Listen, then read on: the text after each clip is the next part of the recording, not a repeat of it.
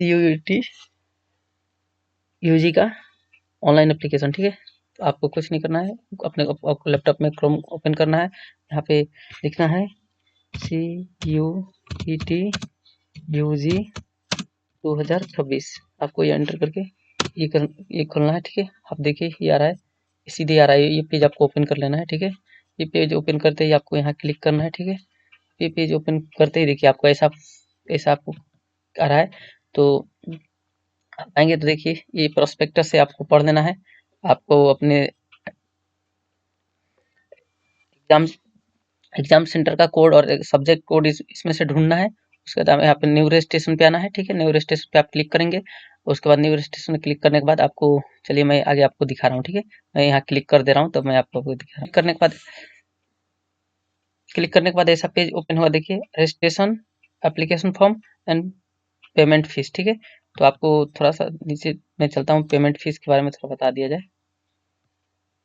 देखिए आपको ऐसा ओपन करते ही आपको ये डाउनलोड इन्फॉर्मेशन बुलेटिन को डाउनलोड करके आप अपने, सबसे पहले आपको, आप जिस भी शहर से हैं देश भर में, आप अपने नज़दीकी शहर का सेंटर कोड खोजिएगा। उसके बाद आप उसके साथ साथ आप अपने किस सब्जेक्ट में देना चाहते हैं उसका सेंटर कोड खोजिए।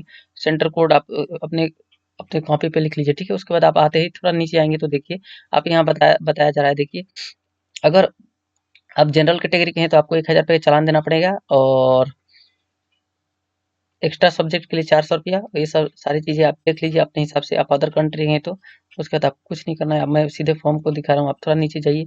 नीचे जाने के बाद देखिए, नीचे और जाएंगे, बस यहाँ पे प्रोसीड और क्लिक पे यहाँ क्लिक कीजिए। और यहाँ क्लिक करने के बाद आपको कुछ नहीं करना है, जस्ट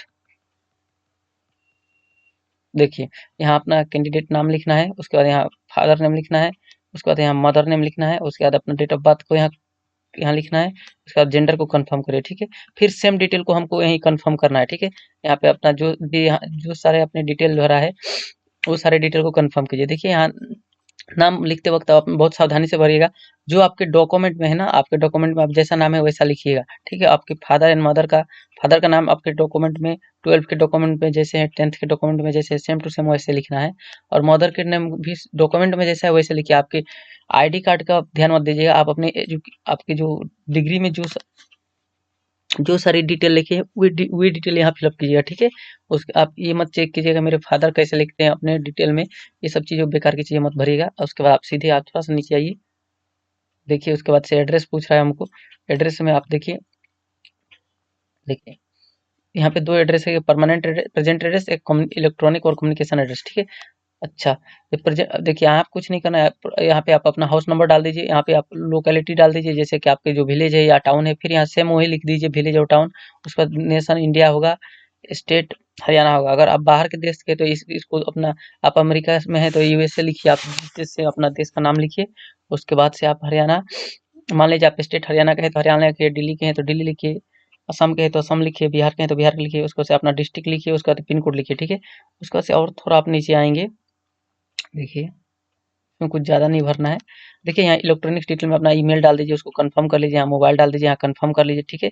उसके बाद अगर देखिए same as a present address, ठीक है। हमने इसके ऊपर थोड़ा सा पहले हमने एक डिटेल भरा था, जैसे ये वाली डिटेल देखिए, ये वाला जो डिटेल भरा था ये प्रेजेंट एड्रेस ना। अगर यही आपका सिर्फ परमानेंट एड्रेस है तो वहाँ पे आप आइए।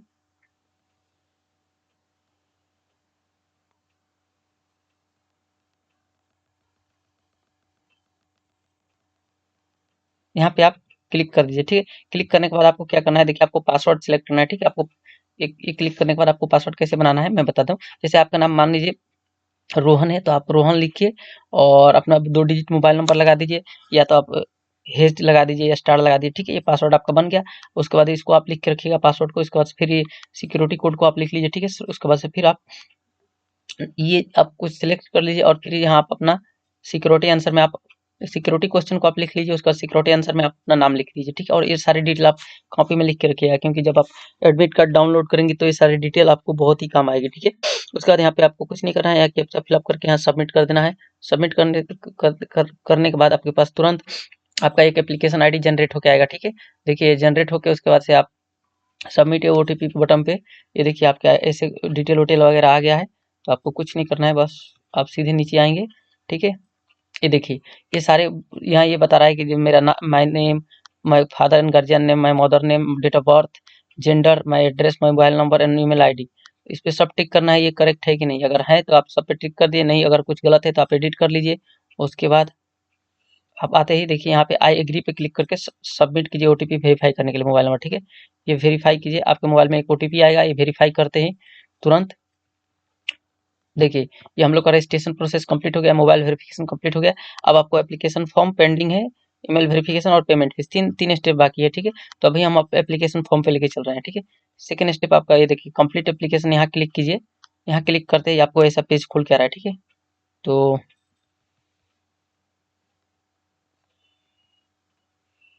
आपको कुछ करना नहीं है, बस आपको सिंपली देखिए यहाँ पे फिर वही डिटेल भरने को आ रहा है। देखिए जो आपने भरा था, कैंडिडेट नाम भरा है, डेट ऑफ बर्थ आ रहा है, मेल आ रहा है, अगर आप मेल फीमेल जो भरा है आ चुका है। ये फादर नेम आ रहा है। देखिए अब यहाँ से थोड़ा चीजें चेंज चाहिए। देखिए आप कैटेगरी, आप किस कैटेगरी में आ रहा है इस चीज को आप कंफर्म कीजिए, ठीक है। आप जनरल से हैं तो जनरल, ओबीसी है तो ओबीसी, एसटी है तो एसटी, एससी है तो एससी, ईडब्ल्यूएस है तो ईडब्ल्यूएस, ठीक है। आपको ये कंफर्म करना है, ठीक, वो कंफर्म कर लीजिए। उसके बाद से अब थोड़ा और नीचे आइए, देखिए यहाँ क्या पूछ रहा है, do have a valid and category certificate issue by authority government of issue. अगर आपके पास देखिए कास्ट सर्टिफिकेट है ना, तो आप कास्ट, अगर आप ओबीसी है, एसटी है, एससी है, जनरल, एसटी है, एससी है, अगर ईडब्ल्यूएस है ना, तो आप यस लिख के ये वाला आपका जो नंबर है सर्टिफिकेट नंबर, एक सर्टिफिकेट नंबर रहता है, वो वाला आप यहाँ पे एंट्री कीजिए, ठीक है। उसके बाद आप थोड़ा नीचे और आइए, ठीक है। देखिए फिर उस सर्टिफिकेट इस देखिए सर्टिफिकेट का नंबर यहाँ कंफर्म करना है, ठीक है। उसके बाद से आपको यहाँ सर्टिफिकेट कब इशू हुआ था ये उसका डेट लिखना है। उसके बाद किस गवर्नमेंट की क्या था, Assam government, Tripura government, Delhi government, Bihar government, उसका नाम लिखना है, ठीक है। उसके बाद आपको लिखना, उसके बाद आ रहा है आपका आर यू डायबिटीज। देखिए अगर आपके पास डायबिटीज है तो यस लिखिए, नहीं है तो नो लिखिए। और आपका प्लेस ऑफ रेसिडेंस, आप देखिए आप शहर में रहते हैं ना गांव में रहते हैं, अगर आप गांव में रहते हैं तो रूरल लिखिए, और शहर में रहते हैं तो अर्बन लिखिए, ठीक है। उसके बाद से आपका फैमिली इनकम कितना है, देखिए अगर आपका फैमिली इनकम 1 लाख से ऊपर है तो 1 लाख से ऊपर लगाइए, 1 लाख के नीचे है तो बिलो 1 लाख का नीचे लगाइए, अगर 2 लाख से ऊपर है तो 2 लाख का ऊपर लगाइए, अगर 2 लाख से नीचे है तो 2 लाख का नीचे लगाइए, अगर 10 लाख का नीचे है तो 10 लाख का नीचे लगाइए, 10 लाख के ऊपर है तो 10 लाख का ऊपर लगाइए। जैसे आपके आपके इनकम चेक कर लीजिए, ठीक है। आप अल्पसंख्यक है क्या, आप बिलोंग है माइनॉरिटी, अगर माइनॉरिटी है तो यस लिखिए, ठीक है। अगर नहीं है तो नो लिखिए, ठीक है। देखिए हिंदू लोग माइनॉरिटी में नहीं आते हैं, देखिए मुस्लिम माइनॉरिटी में आते हैं, ठीक है। यहाँ इस बात को आपको ध्यान रखना है, ठीक है। और उसके बाद से देखिए आप धार्मिक अल्पसंख्यक के माइनॉरिटी, मतलब देखिए हमारे देश में हिंदू धर्म छोड़ के बाकी धर्मों को रिलीजियस माइनॉरिटी बोला जाता है, ठीक है। तो आप ये आप लिख सकते हैं, ठीक है। आप हिंदू हैं तो आप इस पे नो पे क्लिक करेंगे। उसके बाद से लिखा है कि ward of defence personnel and एक सर्विसमैन। तो आप अगर सेना से बिलोंग करते हैं, मतलब आपके फैमिली में कोई सेना से बिलोंग करता है और आपके पास सेना का सर्टिफिकेट भी है, जैसे आप अगर आपके पिताजी आर्मी में हैं और आपके पास रिलेशन सर्टिफिकेट है, तभी आप ये इस पे क्लिक कीजिए, अदरवाइज आप इस पे नो पे क्लिक कीजिए, ठीक है। उसके बाद आप अब थोड़ा आप सामने नीचे आइए, ये देखिए आप एनसीसी के हैं तो यस लिखिए, और कौन सा सर्टिफिकेट है वो लगा दीजिएगा, ठीक है। अगर उसके बाद से है आप स्पोर्ट्स कोटा के हैं तो यस लिखिए, ठीक है। उसके बाद आप कैप्चा फिलअप करके सेव और नेक्स्ट पे क्लिक कीजिएगा, ठीक है। उसके बाद से हम चलते हैं नेक्स्ट डिटेल पे, ठीक है। उसके बाद यहाँ लिखा गया है, अब देखिए आप फिजिकल हैंडीकैप है, देखिए आपके पास फिजिकल हैंडीकैप का प्रॉपर सर्टिफिकेट है, अगर लगवा सकते हैं तभी यस पे क्लिक कीजिए, अदरवाइज आप यहाँ पे नो पे क्लिक कीजिए, ठीक है। अगर आपके पास है तो देखिए यहाँ पे अगर आपके पास हैंडीकैप सर्टिफिकेट है तो ये आप डिटेल भरिए, अपना नाम, उस डेट ऑफ बर्थ, अपना जेंडर, उसके बाद से किस प्रकार का आपका डिसेबिलिटी आप लिख लीजिए, यहाँ पे चेक कर लीजिए। उसके बाद यहाँ पे आप सर्टिफिकेट नंबर, उसके बाद से कंफर्म सर्टिफिकेट, उसके बाद से किसने जारी किया, गवर्नमेंट ऑफ इंडिया है, स्टेट गवर्नमेंट जारी किया, असम गवर्नमेंट, बिहार गवर्नमेंट, वो लिखिए। उसके बाद से आप ये सारे चीजें डिटेल्स के लिए are you PW candidate filling of the living disability certificate issue by,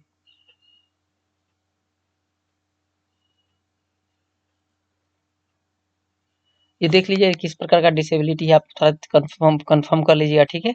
उसके बाद ये मैं इसको उतना तवज्जो नहीं दे रहा हूँ, क्योंकि मुझे इतनी लगता है कि ज़्यादा बच्चों के पास होगा, ठीक है। अगर आप किसी कैंडिडेट को दिक्कत रहे तो आप कमेंट कीजिए, मैं इसको देख चेक कर लूँगा, ठीक है।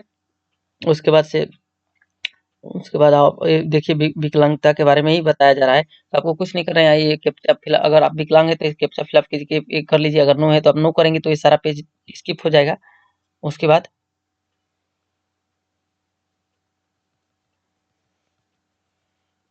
देखिए आपका आइडेंटिफिकेशन, ठीक है।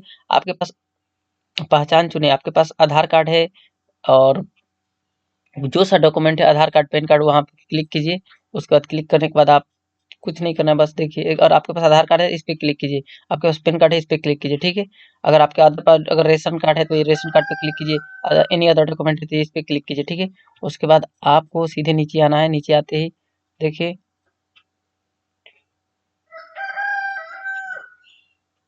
अगर आपके पास आधार है तो देखिए आप ये कीजिएगा, ठीक है। आधार देंगे तो आपका फॉर्म ज़्यादा एप्लीकेशन मतलब ज़्यादा सिक्योर हो जाता है।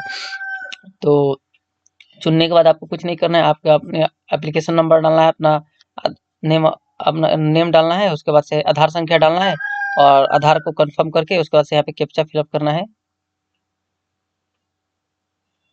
कैप्चा फिलअप करेंगे तो आपके नंबर पे देखिए ये हो गया। ये हो जाने के बाद देखिए अपार आईडी के लिए मैं एक अलग से वीडियो बना दूंगा, क्योंकि सीयूटी पीजी में भी अपार आईडी के बारे में जानकारी पूछा जा रहा है। तो ये एक अलग से आपको आधार है तो आपको अपार आईडी बनाया जाता है, जो कि बहुत ही मैंडेटरी है। उसके बाद अपर आईडी बनाने के बाद आपको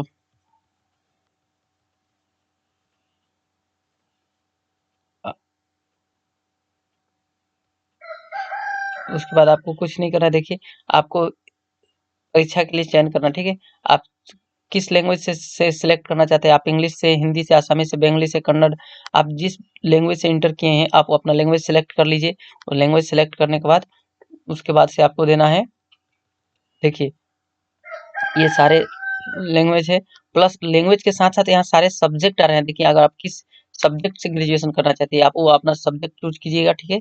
सब्जेक्ट चूज करने के बाद उसके बाद देखिए अब यहाँ पर आप डिटेल थोड़ा पूछ रहा है। आप question paper of the medium of domain subject, अब डोमेन सब्जेक्ट मतलब आप देखिए अब तो एक लैंग्वेज रहता है, साथ ही साथ आप किस लैंग्वेज से पढ़ाई किए हैं, आपको ये लैंग्वेज पूछ रहा है। तो आप इंग्लिश से तो इंग्लिश लिखिए, अगर दूसरे लैंग्वेज असामीज या हिंदी या कन्नड़, तमिल तमिल जिस लैंग्वेज से है आप वो अपना सिलेक्ट कर लिए। उसके बाद देखिए आपको यहाँ पूछ रहा है कि आप आपका एग्जाम ऑफ सिटी, एग्जाम का पहला सिटी कौन सा चूज करना चाहते हैं। तो देखिए आप मैंने पहला हरियाणा चूज किए हैं तो ये अम्बाला सिटी चूज कर लिए हैं, मतलब हरियाणा में अम्बाला है, ठीक है। उसके बाद से अगर आप दिल्ली के हैं तो आप दिल्ली से न्यू दिल्ली का सिलेक्ट कर लिए हैं। अगर फिर आप तीसरा थर्ड चॉइस देना चाहते हैं हरियाणा में तो आप फरीदाबाद दे दिए हैं, फिर हरियाणा में तो गुड़गांव दे दिए हैं, ठीक है। देखिए इस चीज को आप सिलेक्ट इस पर कीजिए ना, आपका नजदीकी आप लोकेशन चेक करके सिलेक्ट कीजिए, ठीक है। उसके बाद फिर पूछा आपके गार्जियन का ऑक्यूपेशन क्या है, मतलब अगर फादर क्या करते हैं तो अगर हमने फादर का यहाँ पे ऑक्यूपेशन लिख देना है। उसके बाद से आपका मदर का मद फा, फादर का आपका यहाँ पे क्वालिफिकेशन पूछ रहा है, ये फिलअप कर लेना है। उसके बाद मदर का ऑक्यूपेशन पूछ रहा है, अगर मदर हाउस वाइफ है तो ये हाउस वाइफ पे क्लिक कीजिए। उसके बाद उनका उनका ऑक्यूपेशन पूछ रहा है, ठीक है। उसके बाद से यहाँ पे कैप्चा फिलअप कर लीजिए। कैप्चा फिलअप करने के बाद आप ये अब आपका 10th का यहाँ पे डिटेल पूछ रहा है। देखिए आप यहाँ पे 10th का आप पास है, उसके बाद से आपको इतने सन में पास किए लिखिए। उसके बाद से 10th इक्विवेलेंट क्वालिफाइंग एग्जाम, उसके बाद से आप स्कूल का नाम लिखिए, ठीक है। कहाँ से स्कूल का प्लेस लिखना है। उसके बाद से यहाँ पे कॉलेज के प्रकार लिखना है, गवर्नमेंट है या प्राइवेट है। उसके बाद से यहाँ qualifying of the examination of state, कहाँ का है, किस स्टेट का है ये लिखना है। उसके बाद से यहाँ लिखना है योग्यता, परीक्षा का जिला, जिला का नाम पूछा है, देखिए qualifying of the examination district वो भरना है। उसके बाद से स्कूल बोर्ड का नाम भरना है। उसके बाद से आपका परसेंटेज में ना था ना सीजीपीए में था, अगर परसेंटेज में था तो परसेंटेज लिखिए, सीजीपीए में था तो सीजीपीए लिखिए। और उसके बाद 10 पॉइंट में आपको कितना 10 पॉइंट सीजीपीए का रहता है, ठीक है। उसमें आपको कितना सीजीपीए है ये आप भर लीजिए। उसके बाद देखिए यहाँ पे रजिस्ट्रेशन नंबर पूछ रहा है और रोल नंबर यहाँ भर दीजिए। उसके बाद स्कूल का नाम लिख दीजिए। उसके बाद यहाँ पे अपना स्कूल का पिन कोड लिखिए, ठीक है। ये भरने के बाद आपको फिर सेम डिटेल 12th क्लास में भी भरना है। देखिए आप एपीआर हैं तो एपीआर पे क्लिक कीजिए। उसके बाद से अगर पास है तो पास क्लिक कर लीजिए, यहाँ पे ईयर डाल दीजिए। उसके बाद आपने 12th को ये तो 12th और इक्विवेलेंट लिखिए। उसके बाद से आप प्लेस ऑफ स्कूल का कहाँ है, आपका स्कूल किस प्लेस में स्थित है वो लिखना है। उसके बाद स्कूल के प्रकार है गवर्नमेंट है ना प्राइवेट लिखिए। उसके बाद से क्वालिफाइंग द एग्जामिनेशन नहीं लिखिए। उसके बाद से आप क्वालिफाइंग द बोर्ड, आप अपना बोर्ड का नाम यहाँ सिंपली डालना है। उसके उसके बाद से आप अपना एग्जाम मोड लिखना है, ठीक है। अपेयर है तो ये आप ऑटोमेटिक डिसअपेयर, ये सब भरने का जरूरत नहीं होगा। अगर आप पास हो चुके हैं तो सारी डिटेल आएगा, आप भर लीजिएगा कैप्चा करके, फिलअप कैप्चा फिलअप करके सेव एंड नेक्स्ट पे क्लिक कीजिएगा। ये करते ही आपको तुरंत इतनी, उसके बाद आपको थोड़ा सा और चीज एडिशनल डिटेल भरना है, ठीक है। अगर यहाँ पूछ रहा है कि आप जुड़े हैं, अगर जुड़े हैं तो जुड़े हैं और दोनों एक साथ एग्जाम दे रहे हैं तो यस क्लिक कीजिए। अगर आप जुड़े नहीं तो नो क्लिक करके कैप्चा फिलअप करके सेव नेक्स्ट पे कर लेना है। उसके बाद हमको आना है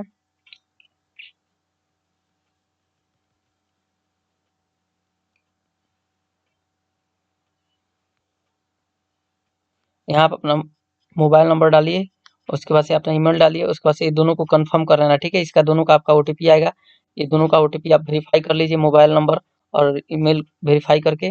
ये वेरीफाई करने के बाद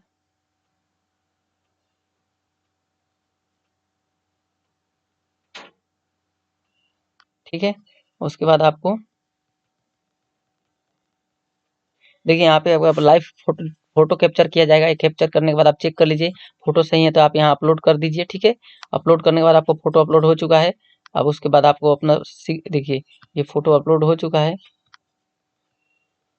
देखिए फोटो अपलोड हो चुका है। उसके बाद से सेव नेक्स्ट पे क्लिक कर लीजिए। उसके बाद से आपको सिग्नेचर को अपलोड करना है, ठीक है। आपका नेक्स्ट काम है सिग्नेचर अपलोड करना, ठीक। देखिए यहाँ पे आप अपना पासपोर्ट फोटो हो चुका है और यहाँ पे आप अपना सिग्नेचर लगा दीजिएगा, ठीक है। और अगर आप PWD सर्टिफिकेट है तो आप ये लगा दीजिए और अपना पहचान पत्र एक कोई लगाइए, ठीक है। आपके पास आधार है तो आधार लगा दीजिए, अगर पैन कार्ड है तो पैन कार्ड लगा दीजिए, अगर आप राशन कार्ड है राशन कार्ड देखिए लगा दीजिए। और देखिए यहाँ डॉक्यूमेंट का साइज क्लियरली लिखा है JPG या PEG में होना पड़ेगा। आपका फोटो है 10 KB से लेकर 200 KB के भीतर होना पड़ेगा। सिग्नेचर 10 KB से 50 KB के भीतर होना पड़ेगा और PWD सर्टिफिकेट 50 से 300 KB के भीतर होना पड़ेगा और आइडेंटिटी प्रूफ 10 से 200 KB के भीतर होना, ठीक है। ये कैप्चा फिलअप करके सेव नेक्स्ट कर लीजिएगा। उसके बाद आपको पेमेंट कर लेना है। पेमेंट करने के लिए आपको देखिए do you wish submit document from finally yes, इस पे यस पे क्लिक करिए कीजिए। ये इस पे क्लिक करने के बाद ठीक है, इसके बाद से यहाँ पे देखिए रिव्यू पेज आएगा, ठीक है। आप एक बार फाइनली ये रिव्यू कर लीजिए, आपने जो सारे डिटेल भरा है ये सारा रिव्यू कर लीजिए, कुछ गलत है क्या। अगर सब ठीक ठाक है तो आपको कुछ नहीं करना है। ये देखिए सब आ चुका है, तो आप श्योर हैं कि हाँ सब ठीक ठाक है, सब ठीक ठाक है। तो आप यहाँ देखिए, यहाँ पे एग्री पे सिलेक्ट, ये सारे चीज़ों पर क्लिक कर लीजिए। 1 2 3 4 5 6 7 8 9 10 11 12 इस पे आपसे क्लिक करके यहाँ ये फाइनल क्लिक करेंगे। उसके बाद फिर आपसे एक बार फाइनल कंफर्मेशन पूछ रहा है। अगर देख लीजिए आगे कुछ गलत है तो आप जाके एडिट कर लिए, अगर नहीं तो आप यहाँ इस पे आइए, श्योर पे यस पे क्लिक कीजिए। इस पे क्लिक करने के बाद आप सीधे यहाँ आएंगे पेमेंट पे, ठीक है। तो आप सीधे इस पे क्लिक कीजिए, उसके बाद से कैप्चा फिलअप करिए, ठीक है। कैप्चा फिलअप करने के बाद आपको कुछ करना नहीं है। देखिए पेज पे इस पे क्लिक कीजिए, ठीक है। जस्ट इस पे क्लिक करने के बाद आप